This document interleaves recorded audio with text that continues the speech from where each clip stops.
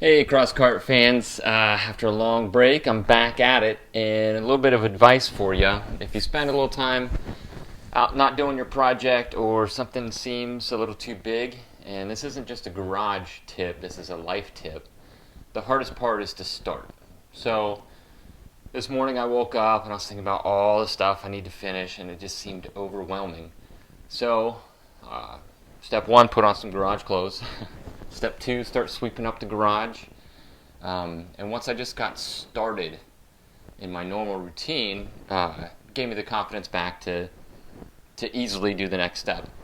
Which, our next step is making a dash. Now, obviously the dash is completely optional, but I think it puts a nice finishing touch on these carts, and they're super useful. Speedometer, tachometer, warning lights, neutral, reverse if you're using an ATV. All this stuff is really important and really cool to have on a finished, nice Crosskart. I use a switch panel, 3 switches on it. I've got a neutral override switch and 2 accessory switches. Engine start button. I keep the original key. Why not? Came with it. It's easy to wire in. I got my brake bias controller and a main power switch per the rules. This is made from 26 gauge sheet. 26 gauge steel is nearly impossible to weld. It can be done, obviously, but it's not super pretty. And I've been trying to figure out solutions to this. I was going to do an aluminum dash and try my hand at some brazing. And if it failed, take it to a TIG welder to just finalize the TIG welding.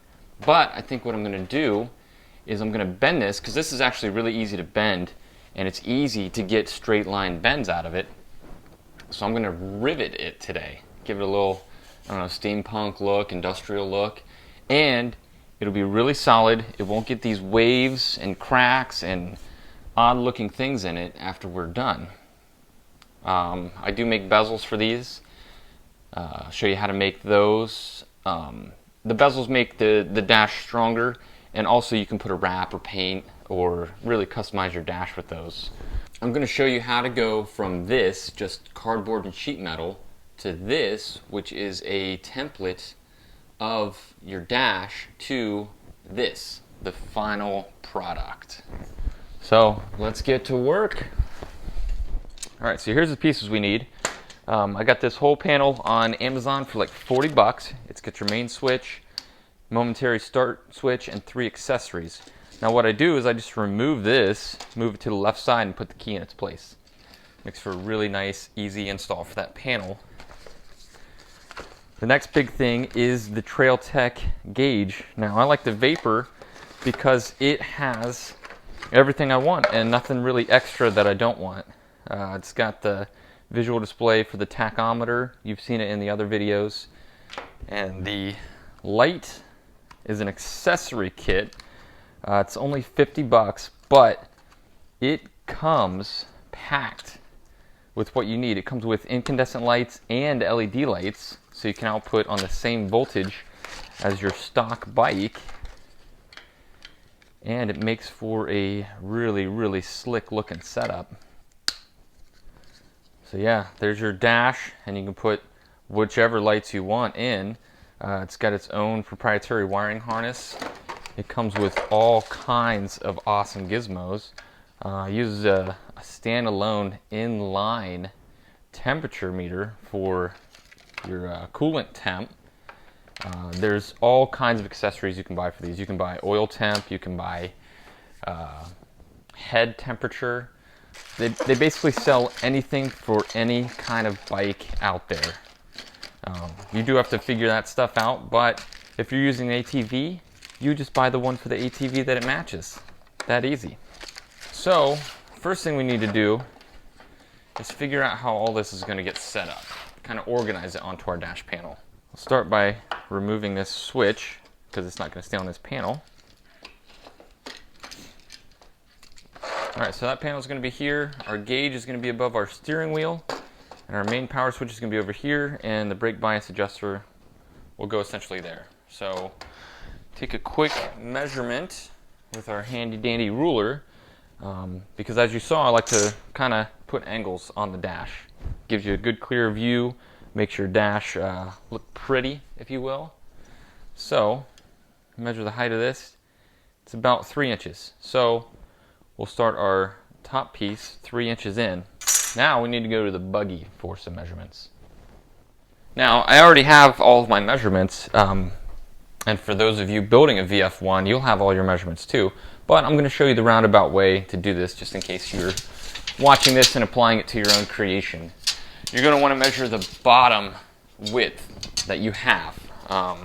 So it's going to go maybe just below this steering mount.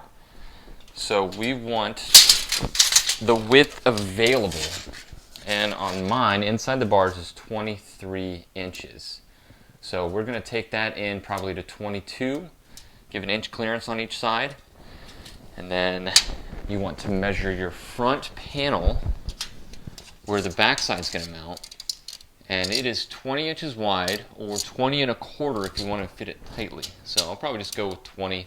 There can be a small gap there. I won't mind that too much. And then you want to measure an approximate height. Looks like this is around 7 inches. You want to leave room for your computer wires to be behind here, so you can't just have it sit flush. Your line of sight is up here, so if your dash is angled, it's not going to impede your view at all. So let's apply those to a piece of cardboard and see what it looks like. Alright, so the piece of sheet metal we have is 24 by 24.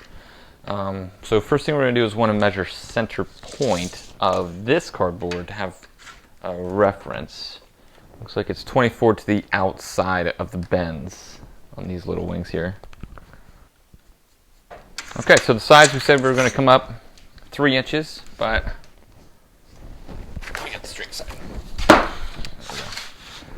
So we'll go 3 1/4, give ourselves some wiggle room. And the whole front face we said 7 inches, so we'll mark our center line here, or find it. We'll go 7 inches. That's the start of our face panel. So the way I came up with this is I just took this, measured it. It's about 5 inches wide, and I just added 2 inches to each side to start my bevel. So 9 inches, just put that at 4.5. Remeasure it from the bottom for your 7 inches. And it's just a quick game of connect the dots.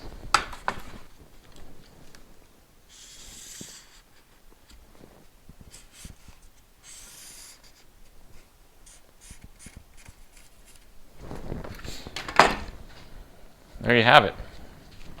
That is our front face for all of our gauges and switches, our panel, if you will.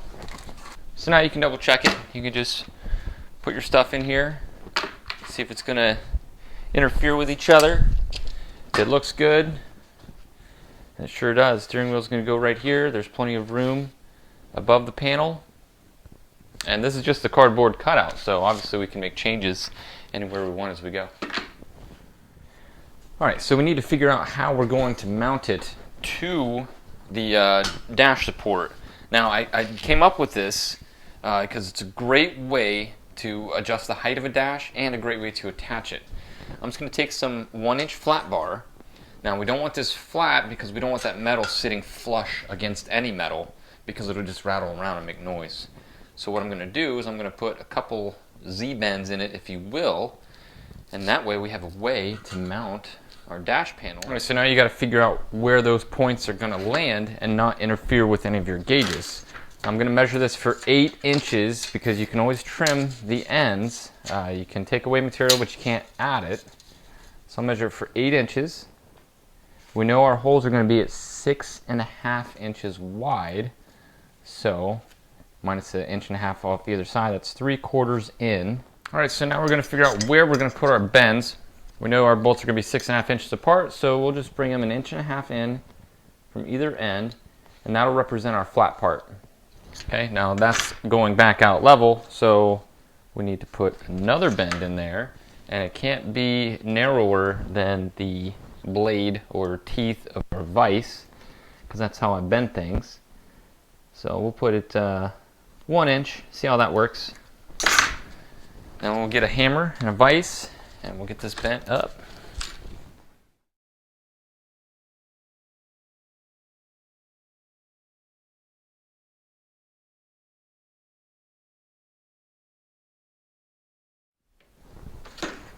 Alright, so once you have your slick little piece, you're going to want to recheck your 6.5 inches, which it has pulled in a little bit. Now, we're not going to cut holes for this because we just wanted to create these landing pads. Once we install the dash, we're just going to drill right through the dash when it's centered, right into these spots, so it may not be exact. We do, however, want a center line on this. 4 inches, give a 1/16 on each side for your bend. Alright, so now we're just going to center this up using our centering mark. The angle is not crazy important, but just know that there's going to be about a 90-degree angle coming off of that. So we want to tilt it back just a hair. It's just a tack, so if it needs final positioning that we can't adjust with just that little tack, we'll reposition it. Alright, so once we have our bracket in place, we can set something here to reference a line, and then we can take a measurement to see how tall or how long the top of our dash is going to be. Now we're going to attach it to this front bar here, so you want it to extend to the far side of it. And it looks like it's going to be 9.5 inches, which checks out. I double checked it on my other one, and it's 9.5 inches. So all these are coming out pretty the same. Alright, now coming back to our board, we want 9.5 inches for our top panel. And then we already measured our width of 20 inches to not be tight. So I'm just going to measure 10 inches on either side of that.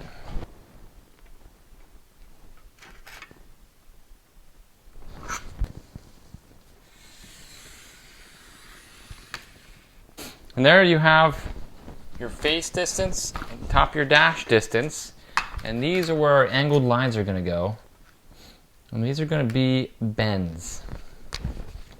So I'm going to put a segmented line to signify that this is going to be bent.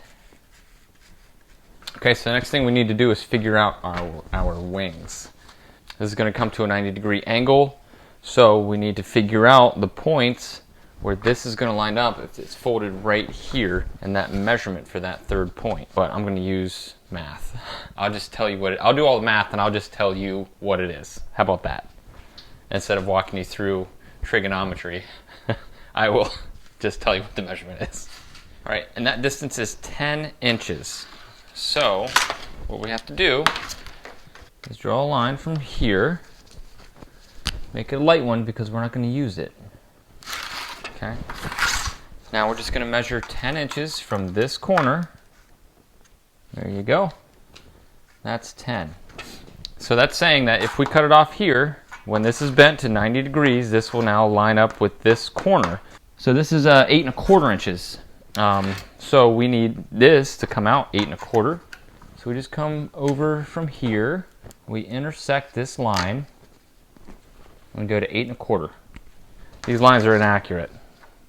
Sorry. This is 24 inches. We wanted this to be 22 inches. I forgot to take the excess off the sides. Doggone it. That's what happens when you're out of it for a while. The pressure of the camera getting to me, trying to think of how I can make a slick little clip with all the steps for you instead of focusing on the important stuff, like measuring things. So we'll get this straightened out. You want that extra bit on the sides because we're going to fold it there so we don't have a sharp edge right when you're getting into this thing.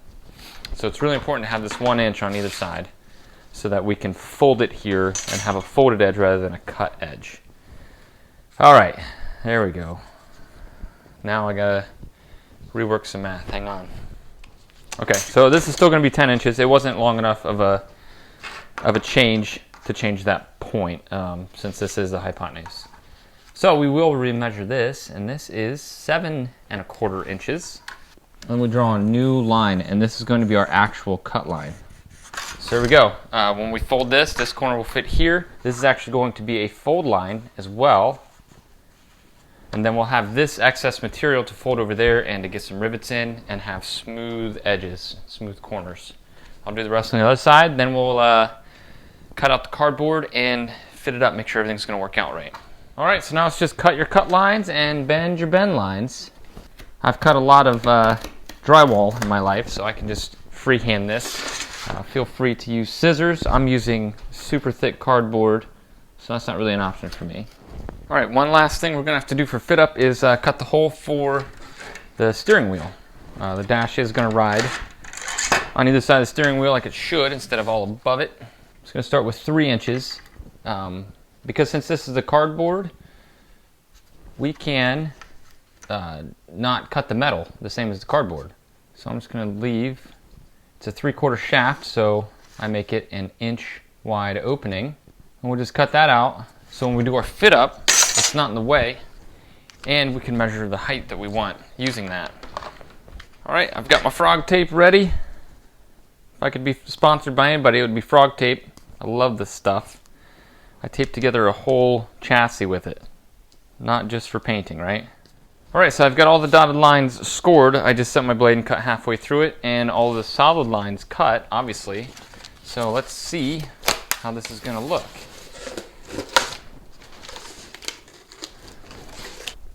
There you go. Now I did use really thick cardboard, which was probably a mistake. Usually I find some thinner stuff, but I couldn't find any in my garage.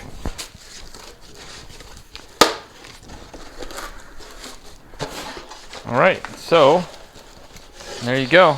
There's your 90. These flaps can go over or under. I like to put them over. All right, let's throw it on here for a quick fit up. There we go. Now see how that's too low? We need to find a spacer. So I'll just grab a piece of 1-inch tubing, put it in there. Let's see how that fits up. Looks really good. Let's do a little walk around of it. We've got the dash angled up towards the driver. Front side's nice and flat. It's not sitting in there very squarely, but we'll get that adjusted up.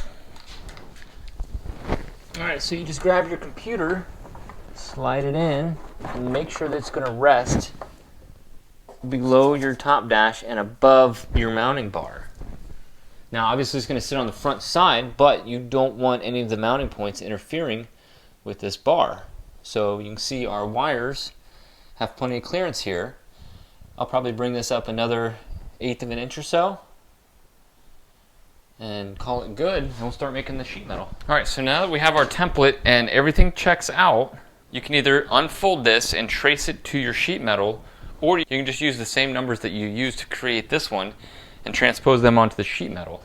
Now, I'm a measurement numbers math guy, so I rarely trace the template.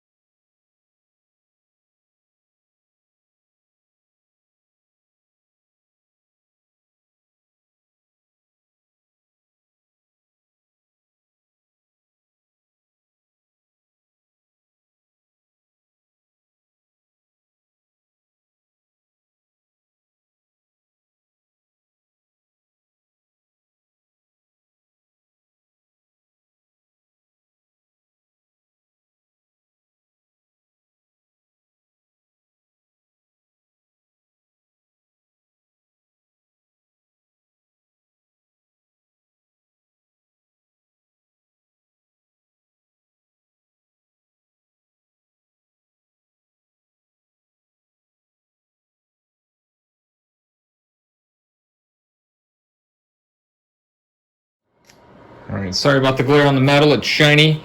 I just put it in the time lapse. I feel like I've been talking too much. So all I did was I took everything out of the bezel, put the bezel down, cut out the space I needed to pass through the sheet metal or the dash, marked it out, I'm going to cut it out, and same for the trail tack. We can cut these out because we're not bending near them, but this one, if we cut out this hole, it's pretty close to this bend line, and we may not get a clean bend here, so I'll probably cut this one after we do the bends. So next is...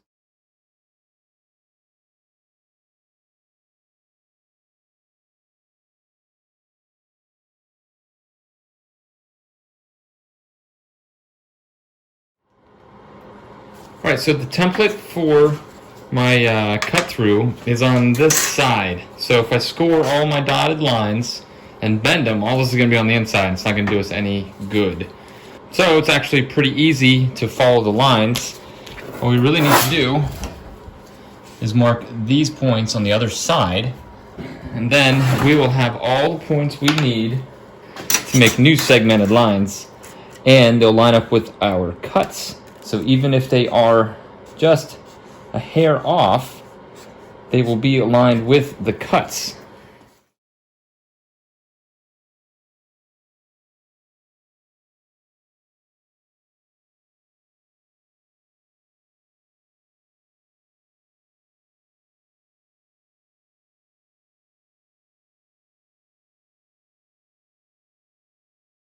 All right, so now it's time to score these up. I have a scoring tool.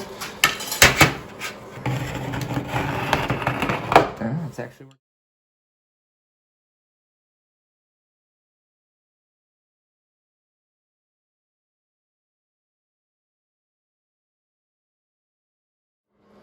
All right, once all your scoring is done, you can flip it back over. I'm going to use the edge of my workbench. See, I was trying to follow that score. I just got the bend started on the workbench, and now I'm just taking it and doing it by hand, and that score line is helping it bend right where we want it. See that nice clean edge? Obviously it could be cleaner if you have a metal brake, but I kind of like that it's a roundy bend. It makes the dash a little smoother. Now for this side, you can have this flap sitting over this flap, or this flap sitting over this flap. I'm going to put this flap over here so that our sharp line comes out here, and it won't really be a factor in anything we're going to touch.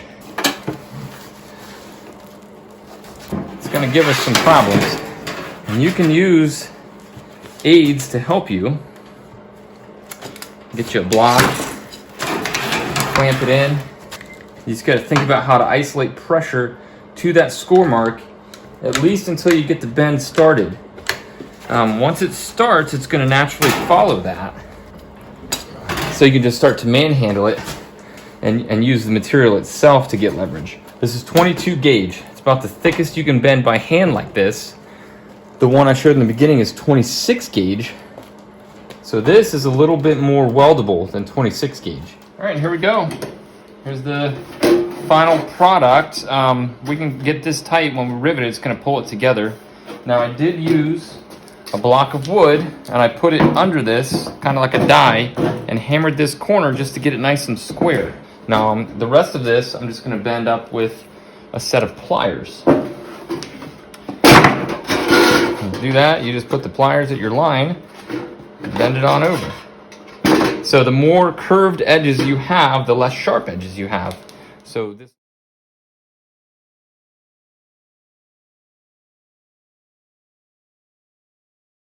Alright, and there's one final fit up. It's lined up right on our bracket. It's right on the edge at the front. The angle's good, the height's good, the clearances are good all around. Alright, so now it's time to put the rivets in. We're just going to put a line of rivets, space them out. Maybe pop in one right there. So riveting tools are actually very inexpensive. I just got one from Napa Auto Parts. And you can get aluminum or stainless steel rivets. I just use aluminum for the dash. I use stainless steel for the bottom pan. But for thin metal, you obviously want very, very short ones. Now, the hardest one to put in is the very first one, because that sets your alignment for everything else.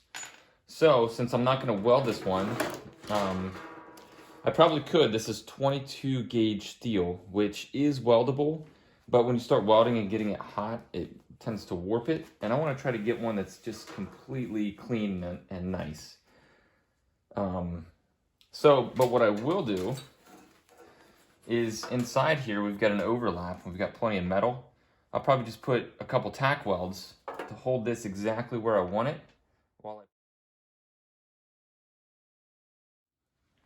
Alright, so we need to get well-aligned rivets in here. So first we're going to measure out how many rivets we're going to use. This is a 7-inch span, so we could probably get away with using 3 rivets.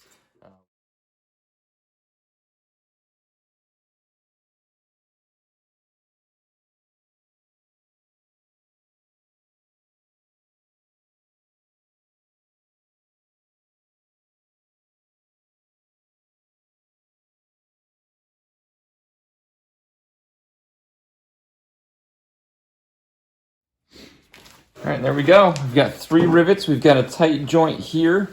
Now, you can weld this if you're good with welding thin metal, but I wanted to do a weld-free dash just because it's so hard to weld thin metal. So now we'll just pop one in here, and then we'll do the other side. And that is really, really strong. Once we attach it here, and on the back side, it's going to be super solid and look kind of cool. All right, let's give her a final test fit. Put it in here. It fits really nicely. It's a little tight up here. These bars make some marks where this bar is interfering. Looks like it's just maybe 1/8 of an inch. And we'll cut that out so that it can slide smoothly past those bars and fit in here. We want this flat without making the top weird.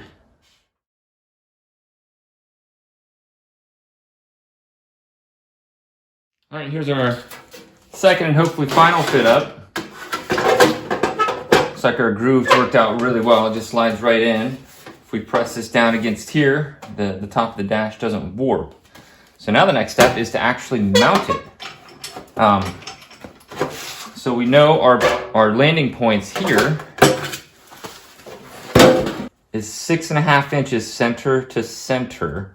So that'd be 3 1/4 from center line. And we have a nice center line marked on here. So we get it in position, make sure it's flush against our bracket. We set the height, well, you can set the distance first. So it's going to be 3 1/4 per side. And now you want to set the height. You got to leave room for your computer so you can bring your computer back over. Make sure the wires aren't going to interfere with anything. So I'm going to bring it up maybe 1/4 inch. Check the profile, make sure it's good. And then I'm going to mark center line. I can see through this hole, so I'm just going to mark center line of our tab. It's about 1/16 of an inch down from our opening, so about 1/2 inch. Now we've got a pretty wide pad for our landing spots. So we'll take it off, level it, measure it. There we go. All right, so now it comes time to mount it. Something I do is I like matching hardware on my whole dash. So I get a bag of 50 M6 by 1.0 pitch and a bunch of nylon lock nuts. Now, the reason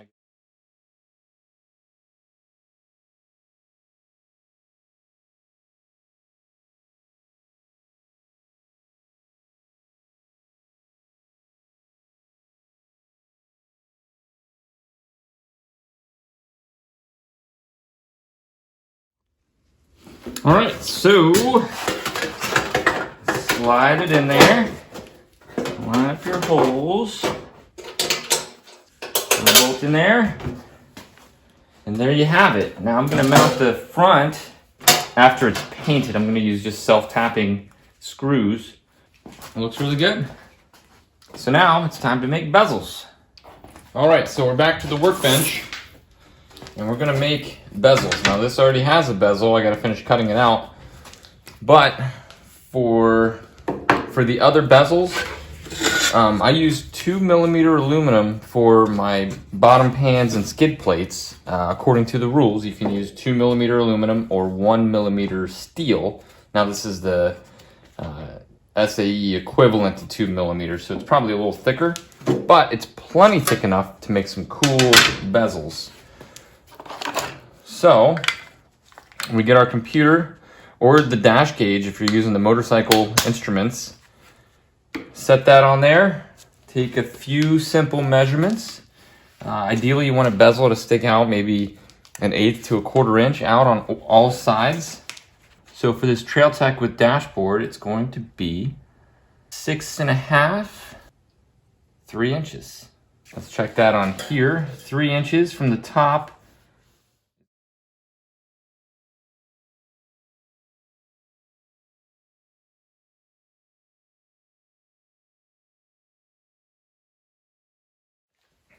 All right, so here's our piece. Here's our gauge with bezel. Now we just need to draw the outline of it.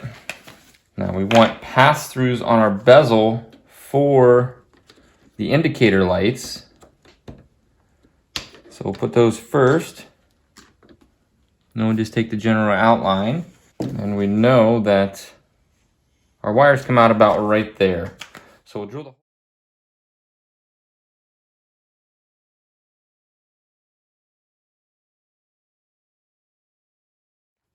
All right, you can see our bezel's starting to take shape. We put our Trail Tech in there, or dash computer, put it into our hole. So now we need to mount the Trail Tech to the bezel, and then mount the bezel to the dash.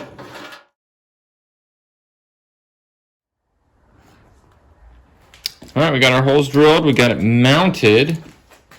Just plop it in there. And then we can actually cut the bezels and make our marks to mount it to the dash.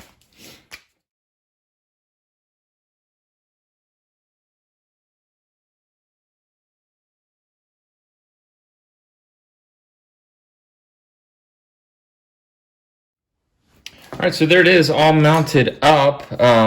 It's metal on metal now, so it doesn't look that pretty, but once you paint your dash, I use kind of a flatter black so you don't get any glare from the sun. This aluminum really pops against that and looks good.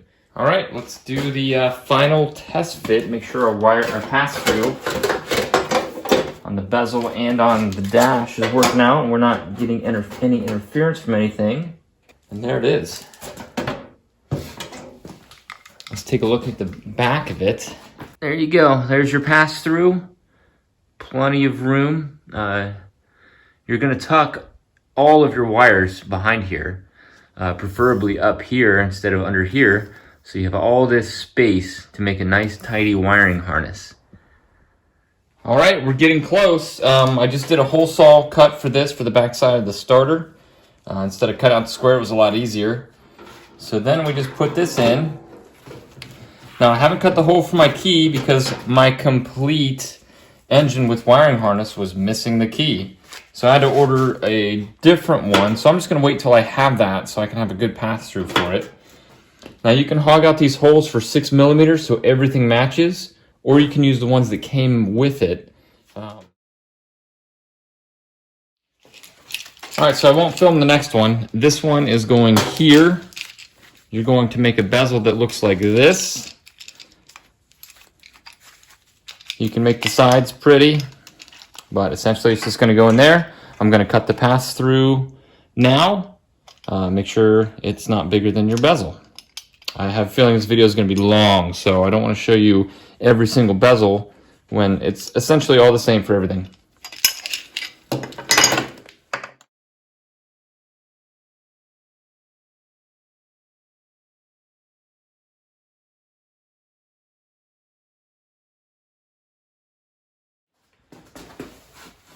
Well, Crosskart fans, we have a finished dash. Now this was only half a day, maybe a full day of work. It took me 1 day because I have to film it, but this is not a lot of work. It came out looking great.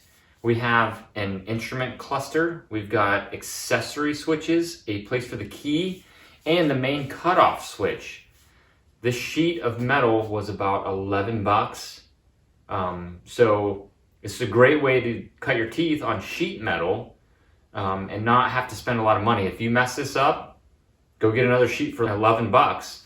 Using the riveting and instead of welding is going to make this like a 99% success rate.